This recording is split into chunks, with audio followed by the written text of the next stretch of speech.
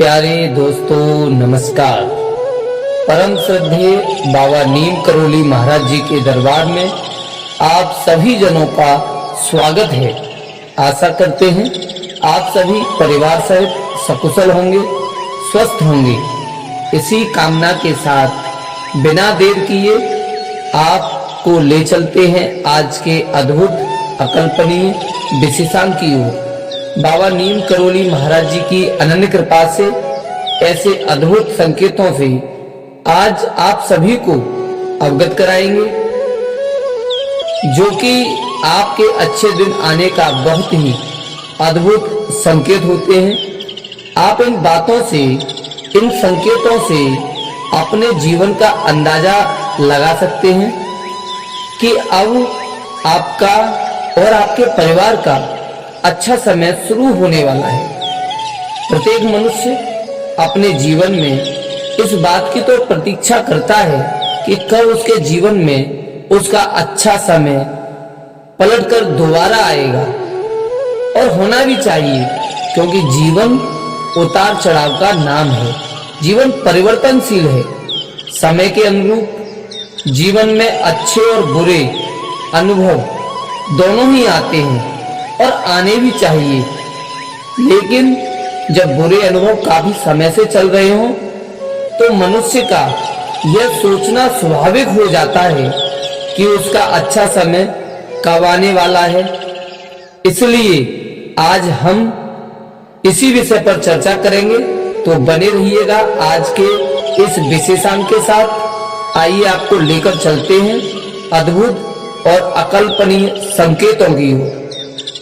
देखिए, पहला अद्भुत और अकल्पनीय संकेत बहुत ही अद्भुत, जिससे आप ये जान सकते हैं कि अब आपका भी अच्छा समय शुरू होने वाला है। पहला अद्भुत संकेत होता है कि काफी समय से जीवन में जब असमंजस चल रही हो तो आपको अपने पितृ देवताओं के, अपने पितरों के स्वप्न में दर्शन हो, तो आप समझ लीजिए कि यह बहुत ही बड़ा संकेत है। पितरों के दर्शन होना बहुत ही भाग्यवान व्यक्ति के लिए होता है। भाग्यवान वे जन होते हैं जिनके स्वप्न में उनके पितृ देवता उनको दर्शन देते हैं। पितृ देवता कोई भी हो सकते हैं। आपके जो पितृगण हैं वे आपको स्वप्न में जब दिखते हैं तो आप ये समझ लीजिए वह आपके जीवन में अपना आशीर्वाद बनाए हुए हैं। पितृ का स्वप्न में अच्छी मुद्रा में दिखना, जैसे मुस्कुराते हुए दिखना, आपको हाथ दिखाते हुए दिखना, यानी आशीर्वाद के स्वरूप में। इसके अलावा आपसे कोई मंत्र, आपसे कोई बात स्वप्न में आकर अच्छी मुद्रा में, यानी प्रसन्न मुद्रा में यदि वे कहते हैं तो उन बातों का अनुसरण जीवन में करना है। और सबसे अद्भुत स्वप्न होता है यदि आपके पितृगण आपको स्वप्न में आकर मुस्कुराते हुए दिखते हैं या आशीर्वाद की मुद्रा में दिखते हैं, तो समझ लीजिए आपके पितृ देवताओं का आपके जीवन में बड़ा ही महत्वपूर्ण योगदान होने वाला है। आपको उनसे अत्यंत आशीर्वाद प्राप्त होने वाला है। तो यह अद्भुत संकेत यदि आपको दिखता है, अपने स्वप्न में पितृगण दिखते हैं, तो आप मस्तिष्क से अपने आप को मजबूत कर लीजिए। अब जीवन में बड़े बदलाव आने का समय है। अब लेकर चलते हैं आपको दूसरे अद्भुत और अकल्पनीय संकेत की ओर। दूसरा अद्भुत संकेत बड़े ही भाग्यशाली लोगों को दिखता है। तो यह होता है कि जैसे आज आपने देखा है कि आधुनिकीकरण की इस दुनिया में पशु पक्षियों का अब हमारे जीवन में बहुत कम दिखना होता है।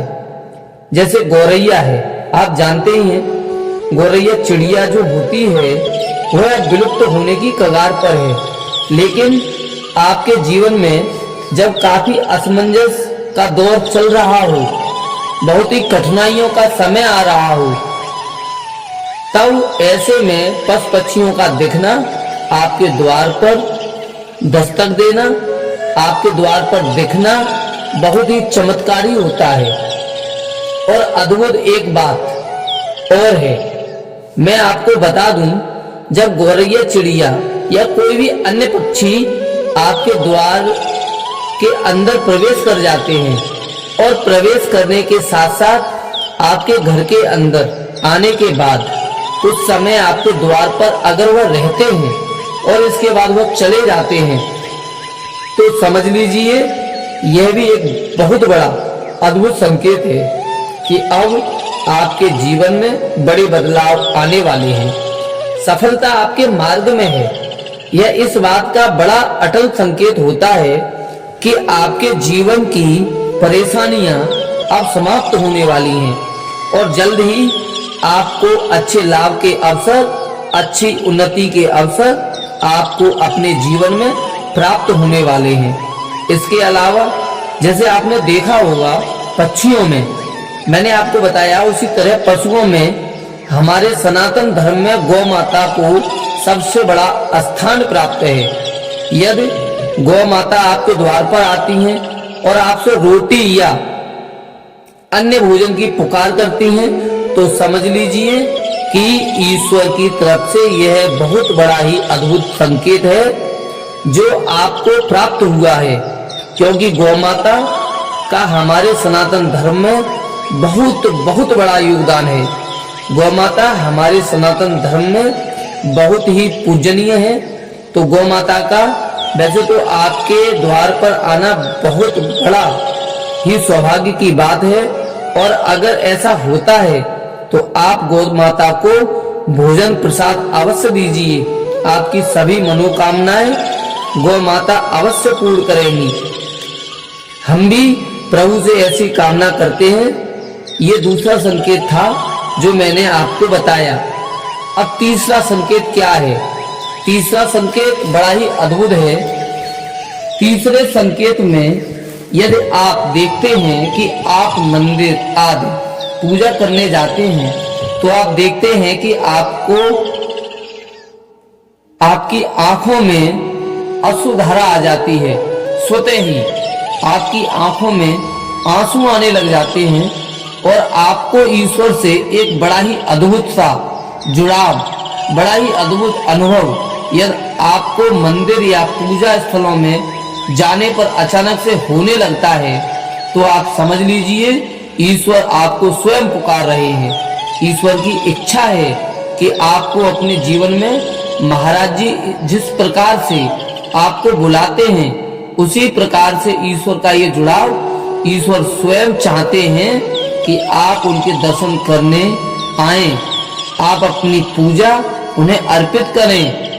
ईश्वर जब स्वयं बुलाते हैं तो ये देखा गया है प्राय जो आंसू स्वतः ही आपकी आंखों में आते हैं, वो बड़ा ही अद्भुत क्षण होता है।